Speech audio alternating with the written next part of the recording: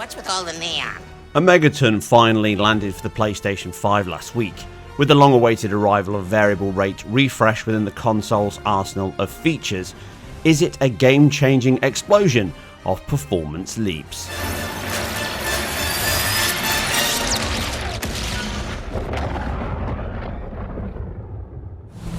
Headsets on. Now, the menu of improvements here comes in two flavours. One is from the inherent benefits that are enabled by VRR and the title's engines that use the PS5 operating system to control that VSync cycle, and the other is from developer released patches that either enable VRR to work, enhance the title in some other way, and even a combination of both. And when it comes to technical champions that never sleep, Insomniac have yet again leapt into the VRR ring with not one but 3 updates, helped greatly by the single engine powering all of them. Picking Spiderman Remastered first, which already had 3 modes to choose from on the PlayStation 5, it has now been updated to the same modes we saw last year in Rift Apart, namely a 120Hz mode which boosts the 30fps 4K fidelity mode to now run at 40fps, due to it being a divisible rate of that 8ms level that 120Hz requires. Now with VRR on, this can go even further, effectively unlocking the frame rate to potentially reach that 120fps ceiling. I stress potentially. In side-by-side comparisons, we can see the old 40fps limit can now be up to 25% faster with this new VRR option enabled, and in addition to this, they've taken those performance gains of effectively removing the VSync cost and other improvements they've made to the engine, and they have also managed to increase the dynamic resolution scaling, meaning the resolution now has also increased along with performance. In reality though, the fidelity mode is the least significant increase, with performance being only 12 to 13% faster most often over that 40fps mode, leaving it a welcome increase but not one that most players will feel significantly faster or different, compounded by the fact it is also outside of that useful range of VRR, but I'll touch on that more later. Luckily, we have 2 other modes that see much bigger leaps, and these are across all 3 games in the Insomniac stack. Performance Ray Traced used here used to be a 60fps limit prior to this update, which was largely a locked and capped 60fps with a few dips occasionally to 59 or 58. But now we can see double that level at best, albeit briefly when swinging across the city. In reality though, we never see 100% faster frame rates here, more often 50 plus is where we sit, meaning we see frame times halved and input response increased, which is one of the biggest benefits of 120fps or faster frame rates. The leap is significant and really hammers home the extra work the team have put in here to maximise their engine, but also the gains when VSync is no longer set to a relatively low level, and therefore it can now also be controlled by the console. What we see here in the ray trace mode is a title that dynamically scales from a 4K target, but often around 1440p and hitting 80 to 90 FPS. Escaped from the raft last year. Now it's time to move him back in. Police aren't taking any chances, especially not with our guest of honor. This is a real eye-opener and a look under the hood in terms of what headroom is available on these fixed console titles that we rarely get to see, unlike PC titles. I would be doffing my cap to Insomniac at this point, but wait, we still have more to discuss. Miles Morales has seen the same updates with pretty much identical results I've just shown here. In that performance mode though, it actually goes even higher. Higher heights with ray tracing turned off, but the active resolution scale can now go even higher, as does the frame rate, now often being a further 17% over the performance ray trace mode into the 90s and even 100 FPS levels in cinematics, combat and traversal segments. For such an early and gorgeous looking cross-gen title, these boosts are significant, and although they have come from patches that Insomniac have released, they do a great job of selling the very best of what VRR can offer. Alright then! We're going to stop him, as long as we work together! Speaking of, mind giving me a hand up here? Yeah, I got you! Okay, Pete! Yeah, I got this! Take it away, Capo! Whoa, wait!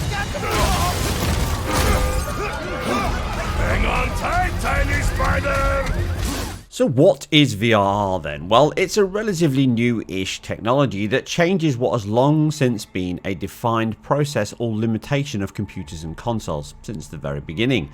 Normal display methods prior to VRR, or FreeSync, G-Sync, they're all pretty similar solutions to the same problem, meant that the TV or monitors fixed the rate at which the game could update their images each frame. This is based on the speed at which the screen can refresh or draw and display a new image. And they tend to be 60Hz or 60 FPS. Older CRTs could vary more, but for now we'll just focus on standard LCDs, OLEDs, etc. that we're all accustomed to, fixed panel displays. This means that the fastest a PC or console could send a new image would be every 16 milliseconds if it's 60 FPS, which after 1 second means we would have seen 60 new frames in that time. The next rate below this is 30 FPS or 33 milliseconds per frame, which is divisible into 60 FPS evenly. This is half refresh on PC dashboards and meant that all engines have to lock all their functions, loops and inputs into this fixed drumbeat that is dictated by the screen. This is called VSync in modern money, and it means that so long as both console and TV align at that same 16 or 33 millisecond point in time, we get a new frame each time. The problem here, or at least one of a few, is that it can come at a large cost to performance within the game engine itself and impacts console and PC alike. We've just covered this with the new Insomniac titles also. This is why when turning off VSync, we can see performance levels improve as this fixed period of waiting for the screen is ignored. The downside of this is that when it happens, we get torn images, which is where the screen has only part of the new frame at the bottom section, which is still being rendered by the PC or console, and part of the old one at the top.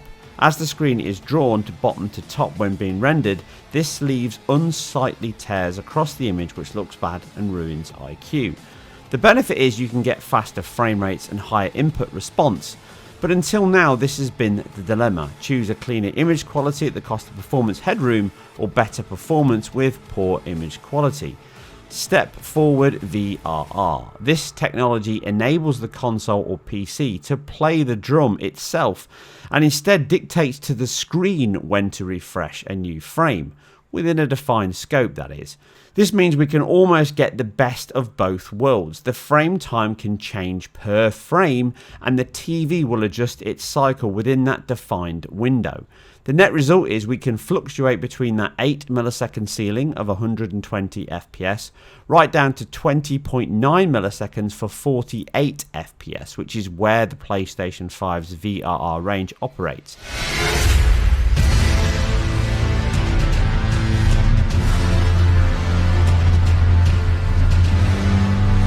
On face value, this sounds perfect, but some caveats come into the solution. We can cover these as we step through more titles.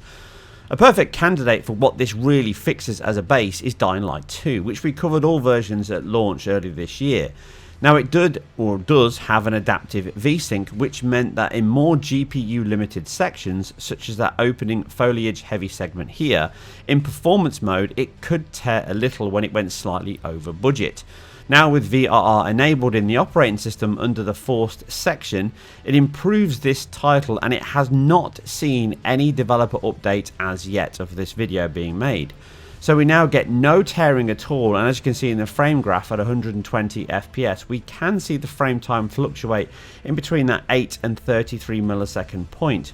We're still capped at 60 FPS here in performance mode, which is unlike the Series X version, which also has VRR, but that can run up to the 90s. So this is an update I suspect Techland will release soon to also allow the PS5 to break free of that artificial limit. The biggest benefit of VRR is being able to get similar performance to a title without VSync, but still gaining that better IQ as no tearing is present, or at least significantly reduced. Which is perfectly demonstrated here again with COD Cold War. Now here in my side-by-side comparisons in the 120 FPS mode, we can see almost identical performance between them both.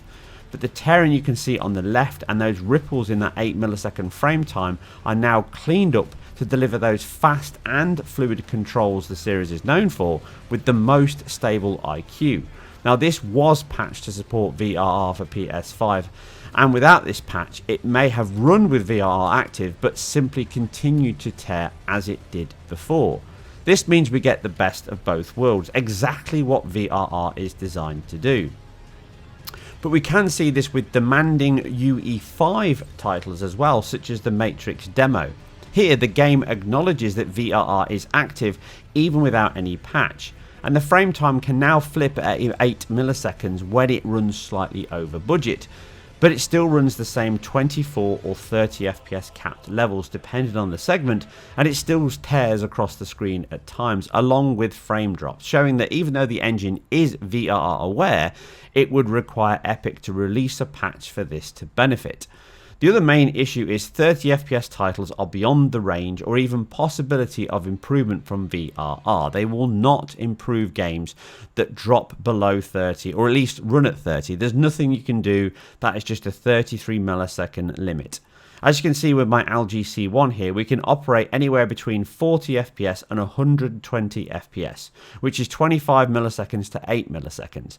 But depending on your TV, this will vary, as the screen can flip a new frame at 8 milliseconds, meaning 120 FPS, or 12.5 milliseconds, which is 80, and then 16 milliseconds, aka 60 FPS, right down to 20.8, 48 FPS, which is where the PS5 range stops, and is really the ideal level, as 40 FPS can have its own targeting mode, which is what Insomniac did last year with Rift Apart and have now done with the other Spider-Man titles.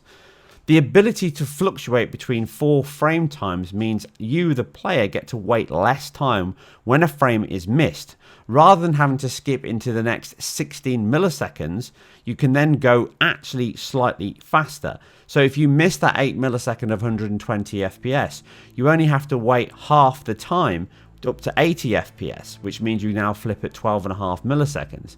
And therefore the more consistent frame times are, the better they feel, and the closer together they are, the better they feel, which is exactly what VRR does. Because these frames are buffered, the TV can be told 1 frame in advance when the next refresh is likely. So it can then fluctuate between 120, 80, 60 and 48 FPS. And that means titles can fluctuate more and feel smoother.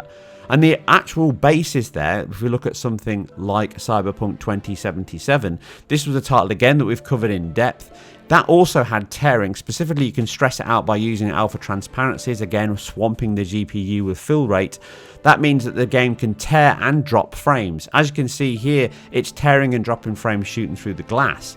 But going over to the VRR mode, we can see that the exact same section still drops frames. It still feels inconsistent in terms of dropping down below 48 FPS, because then you're into that 30 FPS refresh. But there's no tearing anymore, and generally those short sections are much shorter because it tends to stay within that 48 FPS range, which means on your screen, not here with this capture because it's still a fixed rate capture, it feels smoother because you're waiting slightly less to get that next refresh cycle. You're not waiting 33 milliseconds, you're only waiting 20.8. And that is almost half the time, and that feels much faster and smoother, and that's why VRR feels better than just having a game refresh on its own cycle. It's a very defined range though. At 48 to 60, you've effectively got one level of drop and then you're out of the range. But it works much better on 120 FPS titles because you've got a much bigger range to pick from, i.e. 4 refresh cycles. You think a crushing defeat is all it takes to stop me? I mean, yes. So, wrapping up the big hitters, another Insomniac to complete the triple header that they released is Ratchet and Clank and Rift Apart. And again, it already had that 40 FPS fidelity mode, and just like Spider-Man, that is now unlocked with VRR turned on at 120 FPS, as you can see on the left, but it generally hovers in similar levels, somewhere anywhere between 10 to 25% an absolute highest point between the two. But as you can see on the right, performance ray traced mode now operates somewhere into the 90s. Again, in heavier sections, it can go right back down to the 60s again, but the VRR range that this operates within works really well. And it really, in my opinion, is where VRR works best, 60 FPS and above. Again, it's got that very small window within 48 to 60 FPS where it can help alleviate some of those stutters. but predominantly most games would probably fall below that, and that's where I think Insomniac's excellent work last year with the 40 FPS mode, taking me back to my PAL days, 50 FPS mode, all makes perfect sense. But now with VRR enabled and the patch where the team have unlocked it means you can now play this title with even slightly higher resolution ranges. Obviously that also means probably slightly lower ranges as well, but better performance. And as you can see, at certain points, it's 60-something% faster than it was before, with ray tracing enabled, and it's still an absolutely gorgeous game. And then there's other titles that I was able to test as well. So Dirt 5 was already a pretty impressive 120 FPS title anyway, but now it's been fully updated with VRR, meaning those unsightly tearing elements in some of the stressful sections are now gone. But it was already a pretty good performing 120 FPS title anyway, and that means that it doesn't really stand out here. It's a fully lock solid 120 FPS on this short tested race that I had, and really if you are affected by tearing, then this is where VRR really works the best, and it improves it significantly. And a lot of these titles, such as Dirt, such as Cyberpunk 2077, all of those are due to forcing VR on in the operating system. But there's one backwards compatibility title that really is a battle. Yes, it's Blood Stutterfest Born, and this is one title that would benefit greatly from having a smoothed out frame rate. And unfortunately and unsurprisingly, VRR is not here to save the day, because it's not activated for backwards compatibility titles, or at least from the ones I've tested thus far. No, Bloodborne still stutters and has frame pacing issues right from 16, 33 and 50, even 66 milliseconds. And again, it can feel like it's dropping frames, but it is a good example of why that cadence of delivery is so important, much more than the frame rate, which is just a byproduct of frame time. And finally, one more backwards compatibility wouldn't be complete without one of my favourite games of any generation, Batman Arkham Knight. And again, it doesn't recognise VRR is on, and therefore you still get a 30 FPS title unsurprisingly, and no benefits from this. Although the tearing is now removed, but that was already removed due to the PS5's backwards compatibility boosts. And that really completes the trio of titles. Bloodborne and Arkham Knight are a good example of where VRR just won't work. 30 FPS titles can't be improved, they can't be saved, and therefore you do not get better performance from them, because fundamentally that is as fast as they can refresh.